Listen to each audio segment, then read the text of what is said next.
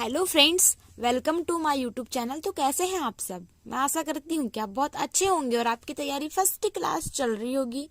तो फ्रेंड्स, आज की इस वीडियो का टॉपिक है पृथ्वी का वायुमंडल। मतलब कि वायुमंडल की जितनी लेयर्स हैं उनसे जितने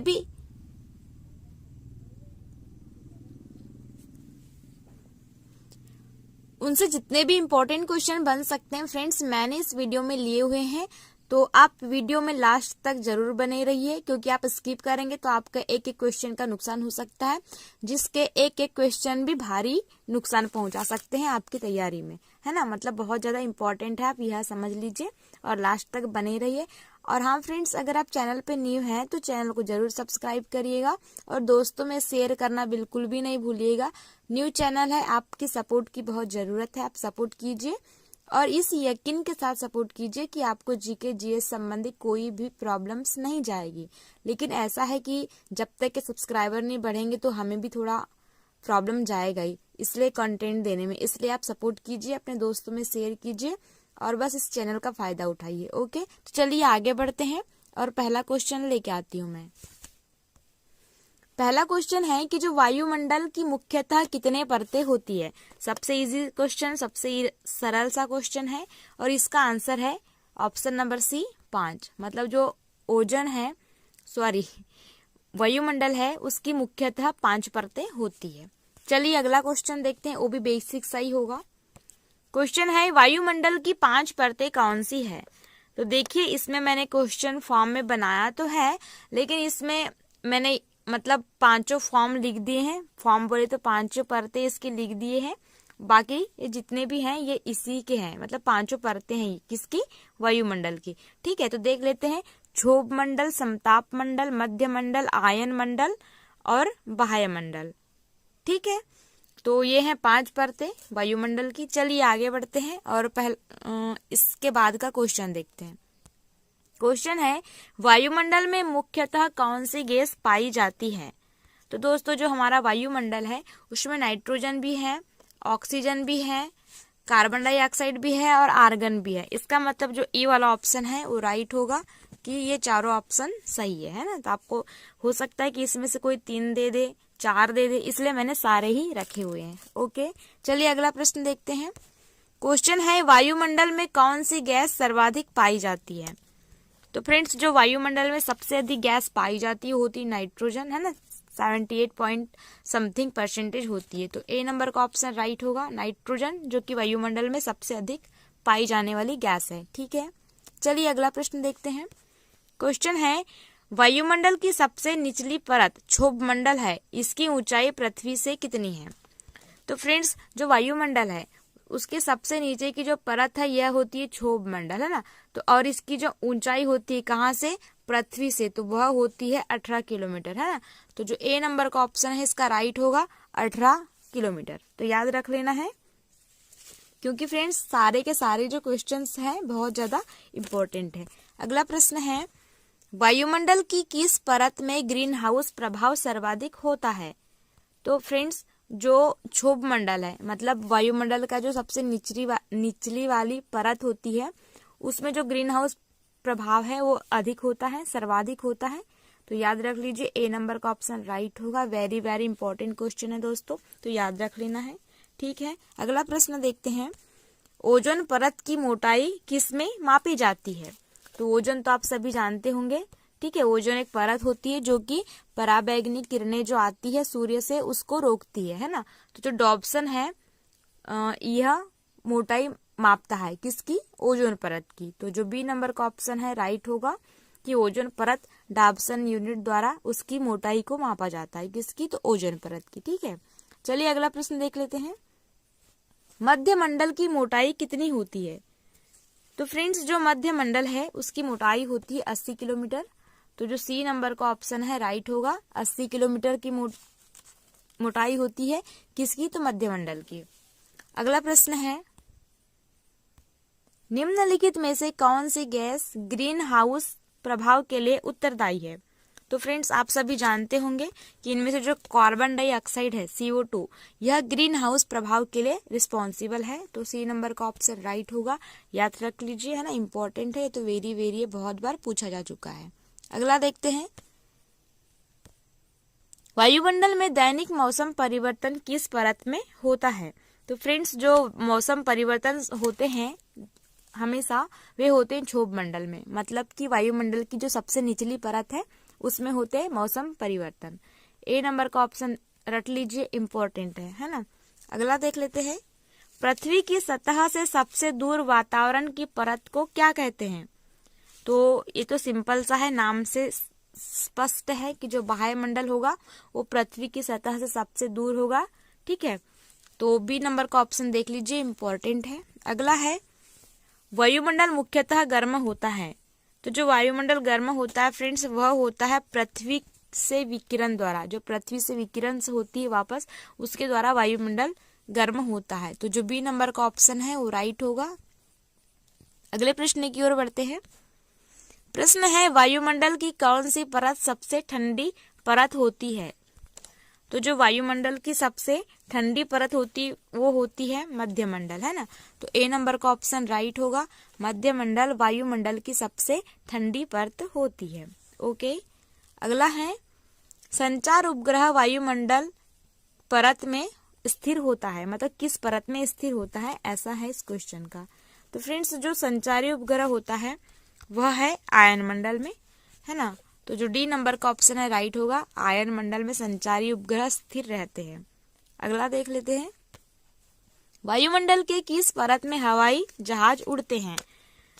तो जो समताप मंडल होता है उसमें हवाई जहाज उड़ते हैं, वो इसलिए होता है क्योंकि जो समताप मंडल है उसका जो तापमान होता है वो मतलब बराबर रहता है, न तो ज्यादा होता है न तो कम होता है, इसलिए वहां पे हवाई जहाज या जो भी विमान होते हैं वे उड़ाए जाते हैं समताप मंडल में। ठीक है, अगला है, वायुमंडल की परत क्षोभ मंडल सबसे गर्म क्यों होती है? तो वायुमंडल की जो सबसे ठंडी परत होती है वो कौन सी होती है?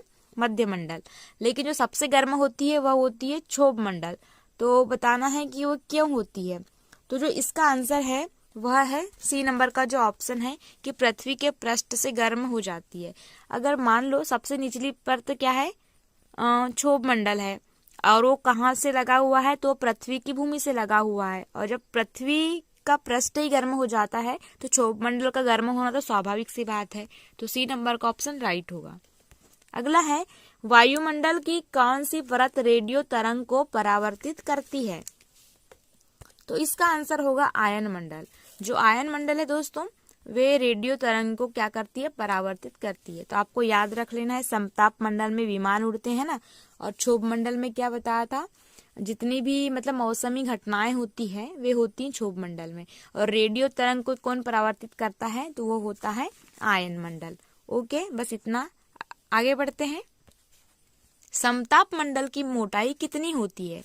तो जो समताप मंडल है जहाँ पे तापमान क्या रहता है? समान रहता है, उसकी जो मोटाई होती है 50 किलोमीटर होती है। तो बी नंबर का ऑप्शन इसका राइट होगा, याद रख लीजिए, इम्पोर्टेंट है। अगला देख लेते हैं, कौन सी परत सूर्य से आने वाली हानिकारक किरणें मतलब पराबैंगनी किरणों से बचाती है? तो इसका आंसर होगा समताप मंडल, है ना। जो ताप मंडल है वही जो पराबैंगनी किरणों से बचाता है, क्योंकि समताप मंडल में ओजोन परत होती है जो कि पराबैंगनी किरणों को रोकती है। ओके, अगला है, वायुमंडल की किस परत में बादलों का घनत्व सबसे अधिक होता है? तो फ्रेंड्स, जो क्षोभ मंडल होता है उसमें सबसे अधिक घनत्व होता है बादलों का, है ना। तो ये नंबर का ऑप्शन इसका राइट होगा, क्षोभ मंडल, याद रख लीजिए, इंपॉर्टेंट है। अगला प्रश्न है, वायुमंडल की किस परत का तापमान स्थिर रहता है? तो इसका आंसर होगा समताप मंडल, क्योंकि मैंने पीछे बताया था कि जो समताप मंडल है इसका तापमान स्थिर रहता है, इसीलिए यहाँ पर वाहन उड़ाए जाते हैं, मतलब जितने भी हवाई वाहन हैं वे समताप मंडल में चलाए जाते हैं। तो सी नंबर का ऑप्शन राइट होगा। अगला प्रश्न है, वायुमंडल के किस परत को संवहन मंडल भी कहते हैं? तो इसका भी आंसर होगा क्षोभ मंडल ही, कि जो क्षोभ मंडल है उसी को संवहन मंडल भी कहते हैं। अगला प्रश्न है, वायुमंडल के किस परत में बादल गरजते हैं? तो देखिए, पीछे मैंने बताया था कि जो क्षोभ मंडल है उसमें जितनी भी मौसमी घटनाएं होती हैं वे क्षोभ मंडल में होती है, तो स्वाभाविक सी बात है कि बादल गरजना भी एक मौसमी ही घटना है, तो क्षोभ मंडल में ही होगा, है ना। तो बी नंबर का ऑप्शन राइट है। अगला देख लेते हैं, वायु जो पूरी पृथ्वी को कंबल के समान ढके रहती है, तो ऐसे कहा जाता है वायुमंडल। तो बी नंबर का ऑप्शन राइट होगा। ये तो जो वेरी वेरी इंपॉर्टेंट क्वेश्चन है, इसको एकदम टिक कर लीजिएगा, ठीक है। वायुमंडल कहा जाता है जो पूरी पृथ्वी को कंबल के समान ओढ़े है। अगला देखते हैं, वायुमंडल में सर्वाधिक मात्रा में विद्यमान अक्रिय गैस कौन सी है? तो फ्रेंड्स यह होती है आर्गन, जो कि सर्वाधिक मात्रा में विद्यमान एक अक्रिय गैस है, याद रखना है, इंपॉर्टेंट है। अगला है, वायुमंडल की कौन सी परत उल्का पिंडों से बचाती है? तो फ्रेंड्स ऐसी परत जो उल्का पिंडों से बचाती है वह होती है मध्यमंडल, ठीक है। तो ए नंबर का ऑप्शन राइट होगा। फ्रेंड्स मध्यमंडल ऐसी परत है जो कि सबसे ठंडी होती है, तो यह भी आपको याद रखना है, ठीक है। अगला देखते हैं, क्षोभ मंडल में तापमान ऊंचाई के साथ देश है। तो फ्रेंड्स जो क्षोभ मंडल है उसमें अगर ऊंचाई मतलब ऊंचाई बढ़ेगी, जैसे जैसे ऊपर जाएगी तो जो तापमान वो नीचे आएगा, है ना, तो घटता है, ठीक है। ए नंबर का ऑप्शन राइट होगा। युद्ध क्रमानुपाती होता है, याद रख लेना है कि जैसे जैसे ऊंचाई बढ़ेगी वैसे वैसे तापमान क्या होगा, घटेगा, लेकिन कौन सी लेयर में? तो क्षोभ मंडल में। अगला है, आयन मंडल की मोटाई कितनी होती है? तो फ्रेंड्स जो आयन मंडल है उसकी जो मोटाई होती है 80 से 460 किलोमीटर होती है। सी नंबर का ऑप्शन राइट है, याद रख लीजिए, ठीक है। अगला देखते हैं, मंडल की किस परत में ओजोन लेयर पाया जाता है? तो पीछे मैंने बताया था कि जो समताप मंडल है उसमें पाया जाता है ओजोन लेयर, ठीक है। तो बी नंबर का ऑप्शन राइट होगा। अगला देखते हैं, कितनी ऊंचाई पर जाने से 1 डिग्री सेल्सियस कम हो जाता है? तापमान, है ना, मिस्टेक है यहाँ पे, तापमान कम हो जाता है। तो इसका होगा 165 मीटर, है ना। तो बी नंबर का ऑप्शन राइट होगा कि 165 मीटर ऊंचाई पर जाएंगे, ऊपर जाएंगे तो 1 डिग्री सेल्सियस जो तापमान है वो कम होगा, ओके। अगला देखते हैं, वायुमंडल के ऊपरी परत के अध्ययन को क्या कहते हैं? तो वायुमंडल की यदि ऊपरी वाली परत का हम अध्ययन करते हैं या पढ़ाई करते हैं तो उसे कहा जाता है एरोलॉजी, ठीक है। ए नंबर का ऑप्शन इसका राइट होगा, एरोलॉजी। अगला है, वायुमंडल की किस परत का घनत्व सबसे ज्यादा होता है?